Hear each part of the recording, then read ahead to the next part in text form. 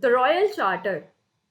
In 1600, the East India Company acquired a charter from the ruler of England, that is Queen Elizabeth I, granting it the sole right to trade with the East. No other trading group in England could compete with East India Company. So basically, I am a trader, and if I am coming with all kinds of trader in a foreign country, I'm investing so much money in going to that other country, and now I'm trying to establish a trade there. When all other traders of my country only would also come and establish their trade there, then basically none of us will have any profit, and we will not be able to send the revenues back to our home country. So that is why there was benefit from both the sides. The queen also could issue this charter, because obviously this country who would group of traders who would go and explore around the countries and who would trade there, they would obviously bring revenues, they would obviously send these revenues to home. And these traders who would go there, who would if they are in luck, they find an establishment which could give them profit, like India, they could have a monopoly over there of trading. So there was a win-win situation for both the countries, for both the institutions. The company could venture across the oceans looking for new lands from which it could buy goods at a cheap price and carry them back to Europe to sell at the higher prices. That is what trade meant during that time. That you come to a country which was far away, you take voyages, you invest in voyages. There were people, if you have read the novel of the William Shakespeare, Three Men in a Boat, uh, these people, not Three Men in a Boat, I think some other novel, people at during that time, they used to invest in these voyages. So when the voyages used to go for the discovery or for the search of a new nation, for the search of a new country, a search of a new place where habitat was there, people, the rich people, they used to invest in these voyages. So when they would come back, they would bring riches and luxuries with them, and these people would also get riches out of it. So many people, they were very, very interested in investing in these voyages, and the East India Company obviously got a charter also, that if we find this place in any place in East, then it would be asked to establish a trade and no other company. So that is what the Royal Charter was, which Queen Elizabeth I granted to the East India Company. Now, East India Company, after having this charter, they had basically no competition from the other English trading companies. Mercantile trading companies made profit primarily by excluding competition, so that they could buy cheap and sell at high prices. So that is how they were going to make profit, because a huge amount of money is invested when these traders used to go on voyages during that time, because you do not know the appropriate path, the right path. You have to make discoveries by your own. So basically they had this huge kind of money invested, and they needed profit to recover those. So because by two things only they could have these profits: first, if there was no competition in the new country that they were going, and the second, that if they could procure cheap goods from there, and then they would come back to their origin place and place of origin, and then they would sell there. So by that also they would gain a huge number of profit. This is the route to India. India during that time was very, very famous for its silk, for its fine cotton work, for its spices. So it was becoming famous day by day. After Vasco da Gama discovered India, the Portuguese started, trading with India. So people around the world, they were getting aware of this kind of nation which was there, and where they could procure very cheap goods at a very cheap price, and then they would come back to their places, their countries, and then they would sell those. So India was a very hot spot during that time. Other European powers. So there were not just English who were there. Basically, there were French, there were Dutch, there were, of course, Portuguese, which came here first.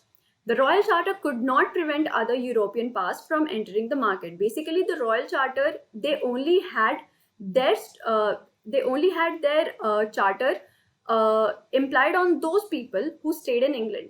So basically, other trading companies from England could not go to the east and establish a trade there. But what about the other European nations? There were other European nations as well. There were Portuguese, there were Dutch, there were French. So this Royal Charter was not applicable on them, of course, because they were a sovereign nation. So British Charter had no impact on them. By the time the first English ships sailed down the west coast of Africa and crossed the Indian Ocean, the Portuguese had already established their base in Goa.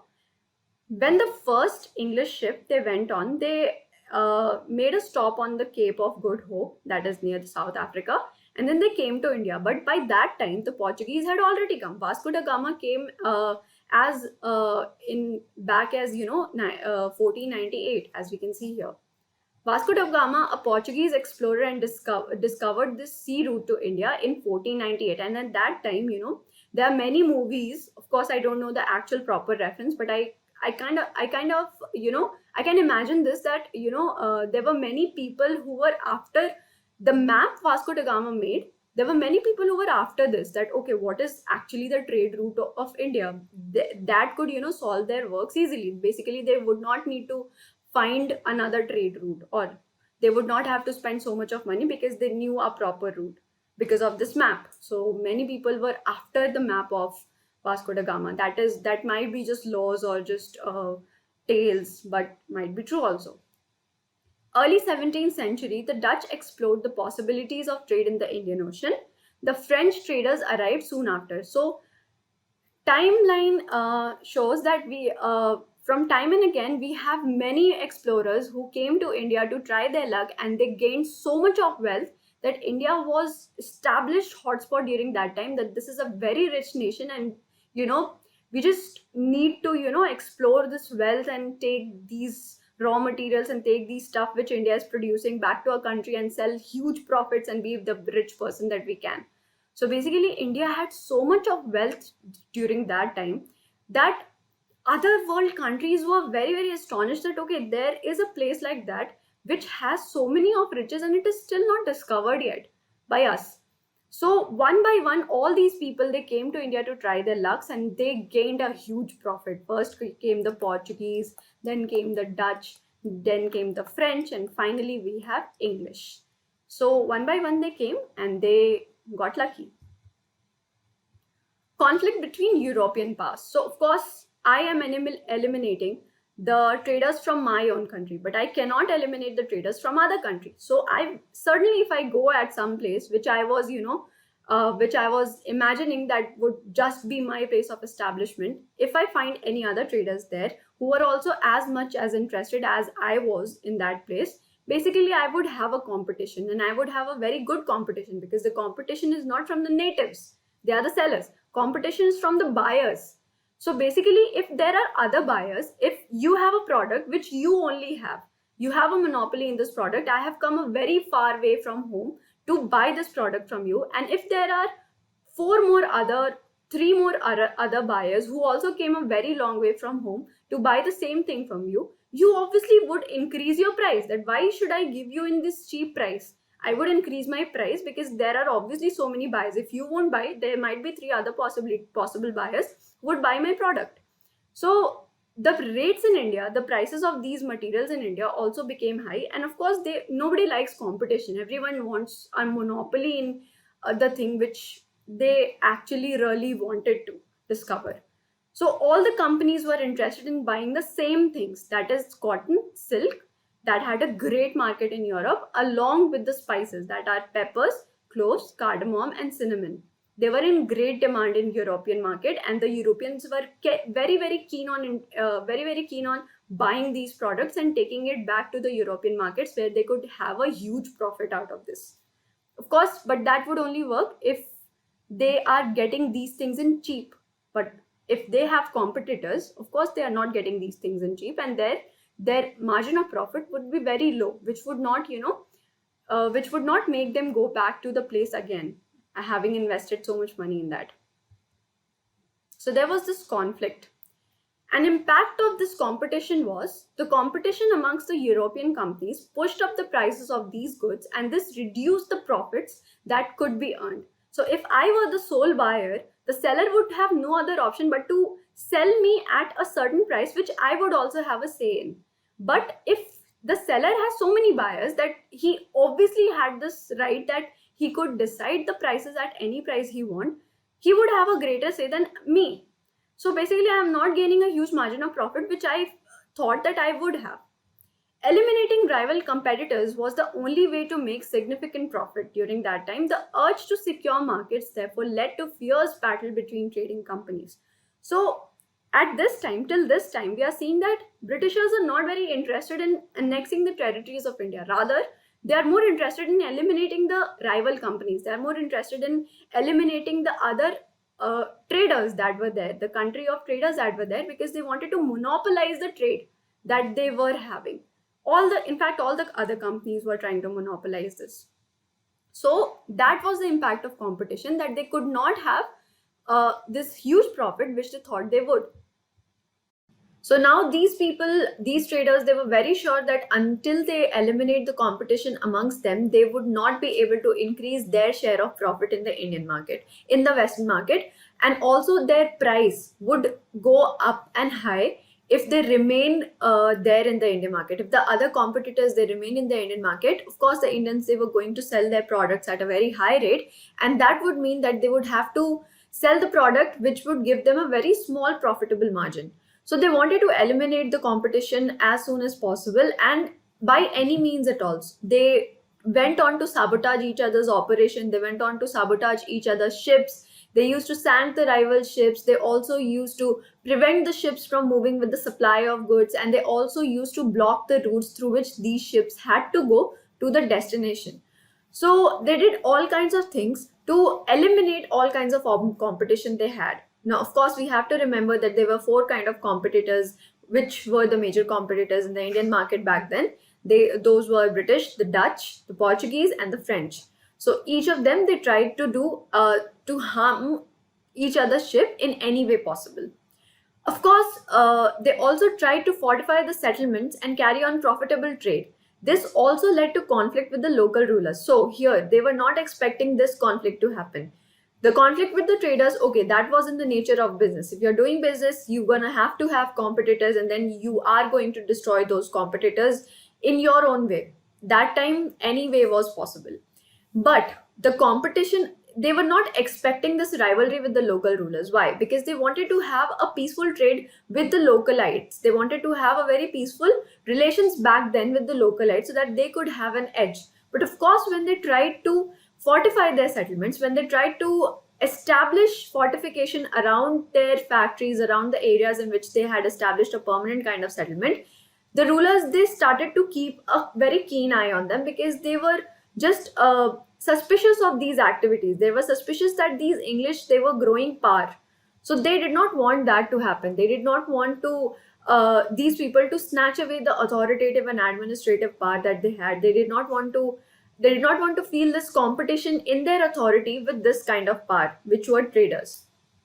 Now, these traders, they just wanted to keep themselves away from the administration and politics. But now, since they were in conflict with all the rulers as well, since they were in conflict with the rulers where they had to operate, the politics and the trade became inseparable. Now they had to do trade, and vis-a-vis they had to do politics as well.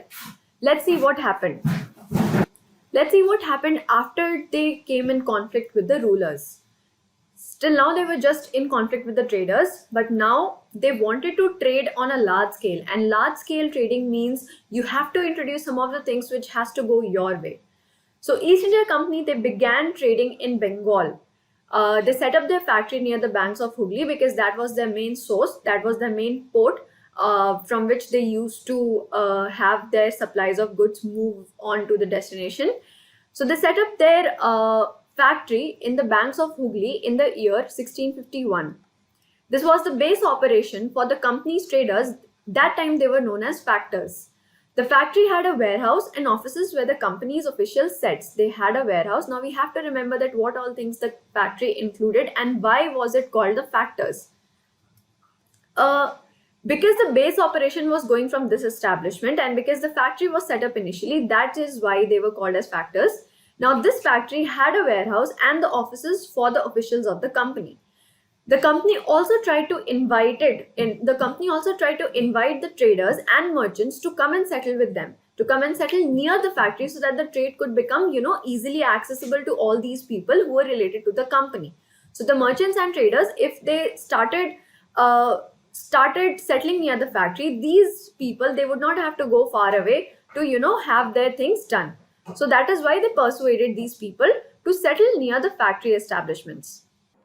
One more thing that we can deduct from this gesture of the company to invite all the merchants and the settlers and the traders to settle near the warehouse and the factory could be also that they wanted to expand their establishment. They wanted to, make the establishment a solid one, a proper one in their area. So that could be another reason, but that is just a hypothesis.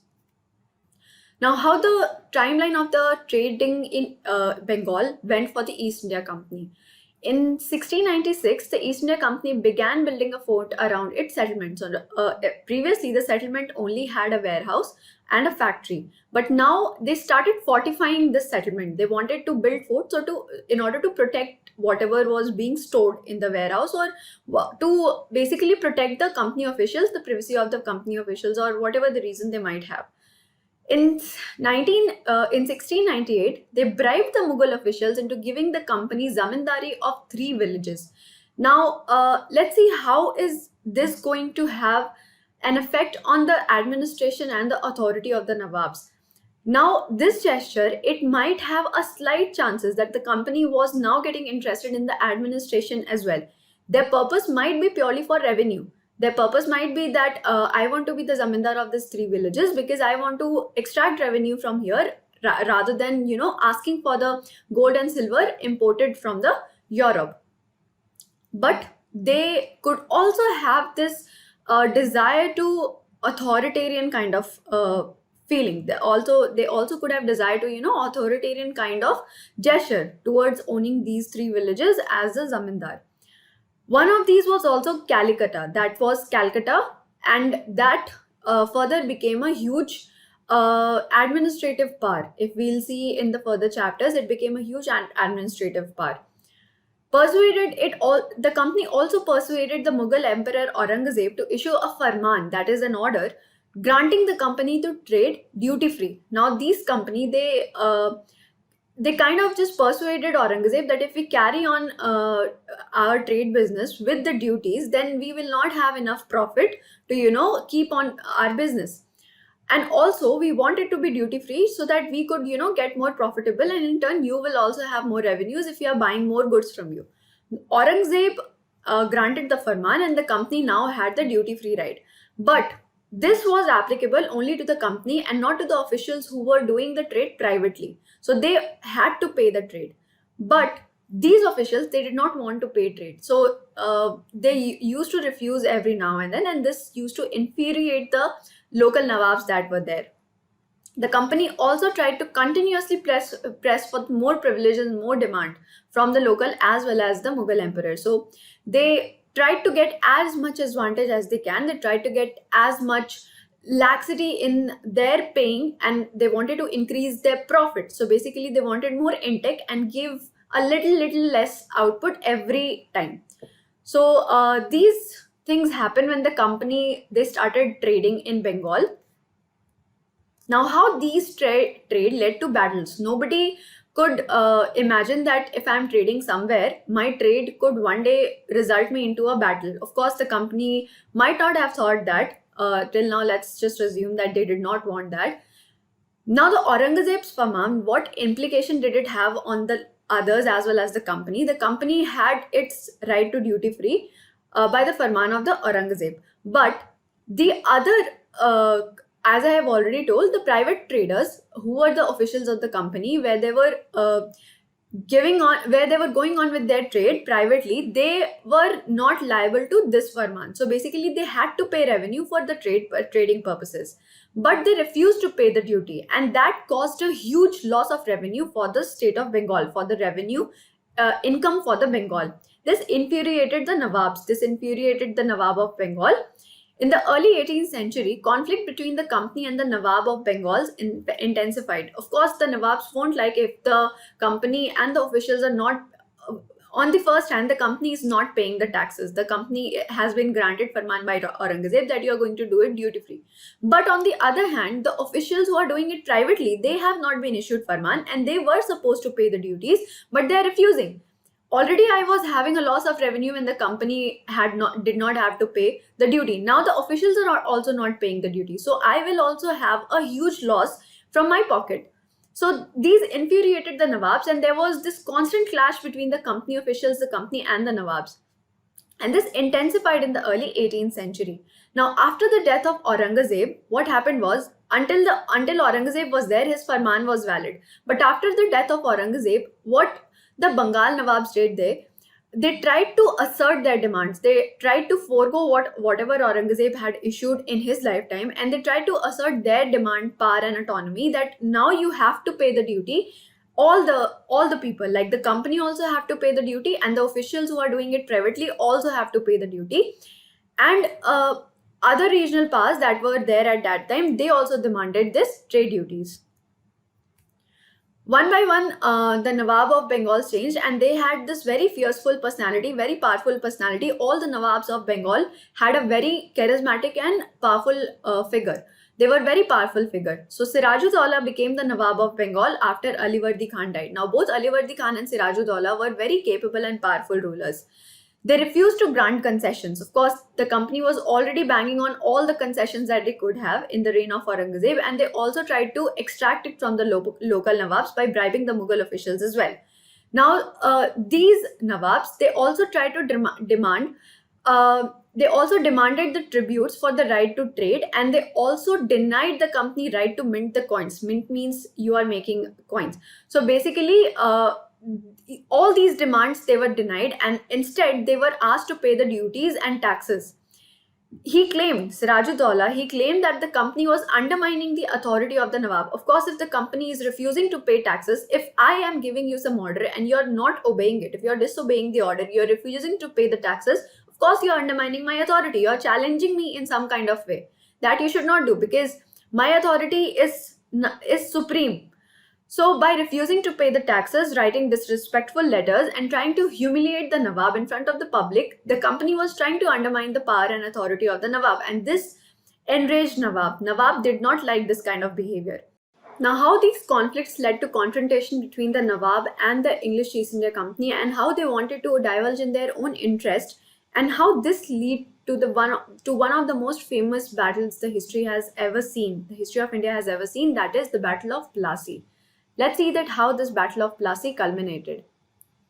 Now, Battle of Palasi was the first war that was fought between the English East India Company. It was fought between the then Nawab of Bengal, that is Nawab Sirajudaulah, and the English East India Company. How this battle worked out? Before knowing what happened in the battle, let's see that where did the word Palasi come from? Basically, the place is it is known by the name of Palash tree, from which it bears fruit, the fruit of which is used in the colors which is used in Holi. So Palashi is the name, and that is how Palasi became that. Now, precursors of the Battle of Palasi. What happened before the Battle of Palasi? How Battle of Palasi eventually took place? What are the events that caused Battle of Palasi? So when Alivardi Khan died in 1756, Sirajudaulah became the Nawab of Bengal. And as I have said earlier, both Alivardi Khan and Sirajudaulah were very capable and powerful rulers. They were not those kind of rulers who would just accept being a puppet ruler in the hands of someone else. So basically, after Aurangzeb died, these rulers, they started asserting their powers. These rulers, they started asserting that who the real authority is here, to the East India Company. Of course, the East India Company did not like that, because they actually wanted a puppet ruler who would not resist their demands, who would not resist if they are asking for something, if they are demanding something. The English East India Company was at disadvantage if the ruler was not a puppet back then, because of course those rulers, they were not going to agree to whatever the demands the English East India Company was taking. And also, they were also going to keep a very suspicious eye on the fortifications and each and every step that the East India Company was going to take. So this confrontation, the English East India Company did not want, because they did not want to go into the depth of battles. Battles were not a very easy affair for them, because it also it meant that they would have to spend a lot of their fortune on the battles. They would have to spend a fortune on the army and the battles that they will be fighting. So of course they tried to, they must have tried to eliminate the possibility of battles, but they wanted to install a puppet ruler, and that was getting very clear to them. So this willingness of the Nawabs to grant trade concessions had so much impact on the Britishers that they were now ready to get into fight with the rulers of Nawab. They were ready to install a puppet ruler there. The company, in order to take a bold step towards this, they tried to install one of the rivals of Sirajuddaula in his place. They tried to make him the Nawab of Bengal in place of Sirajuddaula. This infuriated Sirajuddaula because, of course, he was the Nawab and he would not like some of the traders who have came from a foreign land to install some other and his rival, that to his rival, in his place. He saw that as interference in his political autonomy. He saw that as an interference in his authority over his state, in his authority over his land. So Sirajuddaula asked the company to just stop there and stop meddling in the affairs of the state, stop meddling in the affairs of what the Nawab is doing with the state, and stop their dominion, stop the fortification, and pay the revenue. So basically, they stripped off all the rights of the English East India Company, that you do not fortify from this day on. You, whatever fortification you have till now, it's okay. But now you're not going to fortify further. Of course, you'll have to pay the revenue now as well. And you are supposed to keep away from the political affairs of the state.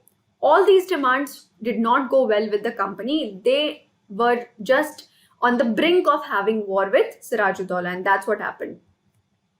All the negotiations that were supposed to take place between the Nawab and the East India Company, they were failing continuously. So Nawab, at the end, he marched with 30,000 soldiers towards the English factory at Qasim Bazar. So Qasim Bazar was the first place which saw the event of the initiation of the Battle of Palasi.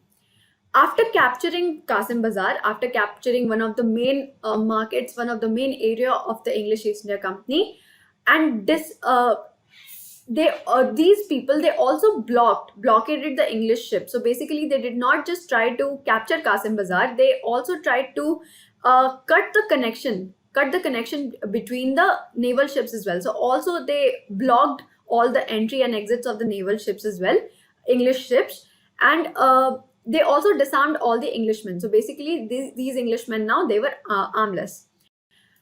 Then they marched to Calcutta. Sirajuddaula, then he marched to Calcutta and established control over the company's fort. The fortification which the company had built near the river Hooghly, the factory and the settlement warehouse, whatever was there, Sirajuddaula went and marched there and he captured that. What happened after that? Did Sirajuddaula win?